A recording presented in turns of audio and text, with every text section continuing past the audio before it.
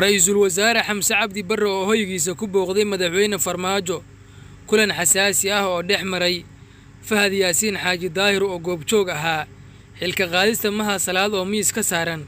khilaafka Xamse Cabdi Barre iyo Xasan Sheekh Maxamuud oo banaanka u soo baxay iyo ra'iisul wasaare Xamse oo cabsi amni darteed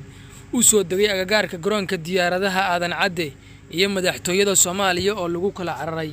waxaan xogteena ku qaadaa dhigi doonaa ra'iisul wasaare Xamse Cabdi Barre oo kulan xasaasi ah la qaatay madaxweyne Farmaajo iyadoo oo la sheegay in kulankan oo goobjoog ahaa Fahad Yaasiin Xaaji Daahir la taliyay hore ee amniga qaranka madaxweyne Farmaajo isagana magaalada Muqdisho u jooga inuu dib ugu tartamo kursiga hoob 68 oo la istaajiyay sidoo kalena guddigii doorashadu ay hor istaag ku sameeyeen waxaan barnaamijkeena ku eegi doonaa qodobadaas iyo sidoo kale xogtii ugu dambeysay kulanka dhex maray Xamse Barre iyo madaxweyne Farmaajo iyo khilaafka Xasan Sheekh Maxamuud iyo Xamse Barre oo banaanka u soo baxay madaxtooyada Soomaaliya oo lagu kala cararayo iyo ra'iisul wasaare Xamse oo degay agagaarka garoonka diyaaradaha Aadan Cadde gaar ahaan meel ku dhow guriga madaxweyne Farmaajo uu ka degan yahay magaalada Muqdisho shargiray oo faafiyo xogtan dhammaan taageerayaasha wadaniyiinta ee Soomaaliyeed muuqaalkan hilmaamin in aad like saartaan YouTube-kana subscribe saarta boggeena Facebook-na followna soo dhaha kuma hasanideen aynu ku bilownaa saaxiibayaal ra'iisul wasaaraha Soomaaliya Xamse Cabdi Barre ayaa la shaaciyay intuu soo safrin dalka Tunisia inuu kulan xasaasi ah la qaatay madaxweyne Farmaajo kulankan oo qarsoodi ahaa sidoo kalena warbaahinta ay dibadjoog ka ahaayeen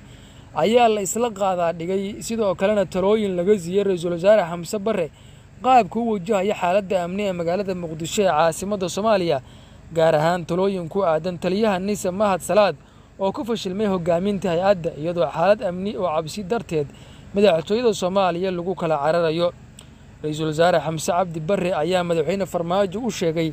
in aan lagala tashan magacaabistii Mahad Salaad wuxuuna Xamse Cabdi Barre sheegay in Roble oo markaasi xukuumaddiisa ay sii dhacaysay iyo golihii wasiirada ee dhacay ay ansixiyeen sidoo kalena ay cod gocantaaga ku ansixiyeen Mahad Salaad wuxuuna ra'iisul wasaaruhu talooyin ka dhageystay madaxweyne Farmaajo isagoo oo sheegay in Mahad Salaad qaab beeleed loo geeyay hay'addii sirdoonka qaranka Soomaaliyeed taasna ay magacdil ku tahay waxaa banaanka u soo baxay markii ugu horeysay khilaafka Xasan Sheekh Maxamuud iyo sidoo kale ra'iisul wasaare Xamse Cabdi Barre iyadoo goobo fara badan iyo kulamo kala duwan uu Xasan Sheekh Maxamuud ku xantay Xamse Cabdi Barre isagoo oo sheegay in Xamse Cabdi Barre uusan ahayn shakhsi ra'iisul wasaare u qalma sidoo kalena hogaamintiisu ay aad u liidato wuxuu sheegay Xasan Sheekh Maxamuud goobo fara badan isagoo ku xamanaya Xamse Cabdi Barre in Xamse Cabdi Barre uusan jirin hal maamul goboleed oo uu isku dubridi karo ama hal maamul goboleed oo taageersan wuxuuna si xun u dhaleelay xukuumadda Xamse Cabdi Barre soo dhisay isagoo oo sheegay inay tahay xukuumad fadhiida Xasan Sheekh Maxamuud ayaan arrintaasi garowshiye ka helin isagoo maamul goboleedada iyo madaxdii iyo siyaasiyiintii ku agxantay Xamse Cabdi Barre ay sheegeen inuusan cidna kala tashan markii uu magacaabayay Xamse Cabdi Barre waxaana Xamse uu ka warhelay xogahaasi oo dhan iyadoo oo khilaafka labada ninna uu banaanka u soo baxayo ugu dambeyn xaaladda amni ee ka jirta fila Soomaaliya iyo Atimas oo sheegtay in shakhsiyaad qaraxyo wata ay galeen madaxtooyada sidoo kalena aan loogeyn goobta qaraxyada lagu aasi ee ku taala madaxtooyada waxay taasi keentay in lagu kala cararo iyadoo ra'iisul wasaare Xamse uu degay agagaarka garoonka diyaaradaha Aadan Cadde halka Xasan Sheekh Maxamuudna uu ka dhoofay magaalada Muqdisho isagoo u duulay Garowe balse intii uu ku sugnaa Muqdisho wuxuu soo degay hoteelka Dikaale iyadoo ciidamada ammaanka loo diray si ay u baaraan goobaha ay qaraxyadu ku jiraan haddaba saaxiibayaal xogaha aan helayna waxay sheegayaan in isbahaysi uu dhex marayo ra'iisul wasaare Xamse Cabdi Barre madaxweyne Farmaajo iyadoo oo la sheegay in ra'iisul wasaare Xamse Cabdi Barre uu taladii madaxweyne Farmaajo ee ahayd in ergeyga gaarka ah ee arrimaha abaaraha laga bedelo sidoo kalena hay'ad markaasi musiibooyinka uu magacaabo uu qaatay taladaasi waxaana markaasi ra'iisul wasaare Xamse Barre uu shaqo joojin degdeg ah ku sameeyay Cabdiraxmaan Cabdishakuur ergeygii abaaraha ee Xasan Sheekh Maxamuud u magacowday in dhaqaalaha adduunyada ugu talagaleen dadka Soomaaliyeed ee tabaalaysan ay isaga ku dhacaan balse ra'iisul wasaare Xamse Barre oo qaadanaya talada madaxweyne Farmaajo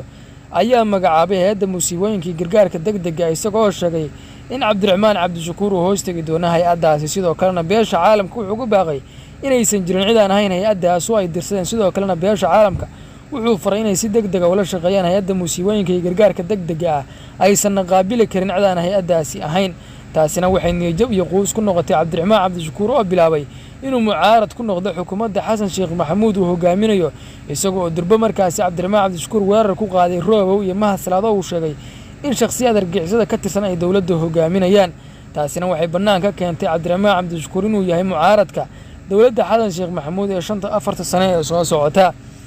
haddaba saaxiibayaal, xasan sheekh maxamuud iyo kooxdiisa ayaa waxay la kulmayaan markaasi cadaadisyo xoogan iyadoo ra'iisul wasaare xamse barre uu xiriir dhow la sameeyey jamaahiirta nabad iyo nolol ama xisbiga nabad iyo nolol, waxaana la sheegayaa in xamse cabdi barre uu la dhacsan yahay fikradda nabad iyo nolol, iyadoo oo la sheegay in xamse cabdi barre uu talooyinka ka qaadanayo, sidoo kalena ay buddig u yihiin talooyinkiisa madaxweyne farmaajo iyo sidoo kale la taliyay amniga qaranka madaxweyne farmaajo Fahad Yaasiin oo xilligan ku sugan magaalada Muqdisho ee caasimadda Soomaaliya. Fahad Yaasiin sida aan sheegnay wuxuu u joogaa inuu dib u hanto kursigii ay ka hor istaageen Roob Labaahane, Dhaban Cad iyo sidoo kale Muuse Geelle, kuwaasoo xilligii doorashada boobka ku waday kuraastii ay hor istaageenna uu ku jiray. waxaana guddoomiyaha baarlamaanka Aadan Madoobe uu shaaciyey in dib loo furi doono kursigaas tartankiisa, sidoo kalena la soo afjari doono kuraasta ka maqan baarlamaanka, iyadoo madaxweyne farmaajo iyo Fahad Yaasiin kursigoodu ay harsanaayeen ugu dambeynna la ansixiyey madaxweyne farmaajo. haddaba saaxiibayaal, xaaladda ayaa meesha uga adkeyd maraysa iyadoo kooxda Damul Jadiid ay markaasi marayaan meesha ugu xumeyd ayna u kala jabeen laba garab. xasan sheekh maxamuud oo difaacaya markaasi Mahad Salaad iyadoo madaxda maamul goboleedka dalka oo soo jeediyay inaysan qayb ka noqon karin xukuumad ay ku jiraan Roobow iyo sidoo kale Mahad Salaad. warbaahinta reer galbeedka iyo sidoo kale beesha caalamka iyagana qiray inaan lala shaqayn karin dowladda Soomaaliyeed ee markaasi xil ama wasiir u dhiibtay mid ka mid ah madaxdii dagaalamayaasha uu dhibka badnaa ee geeska Afrika soo maray waa Roobow Abu Mansuur. warbaahinta reer galbeedka ayaa sidaasi daabacday iyadoo xasan sheekh maxamuud iyo kooxdiisa Mareykan ay wajahayaan cadaadiskii ugu xumaa ee abid. waa xasan sheekh maxamuud oo xilligan ka shalaynaya inuu soo magacaabay ra'iisul wasaare Xamse Barre iyo ra'iisul wasaare Xamse Cabdi Barre oo ka fikiraya tallaabada xasan sheekh maxamuud uu qaadi karo iyo xilka qaadista uu ku sameyn karo, isagoo markaasina Xamse Cabdi Barre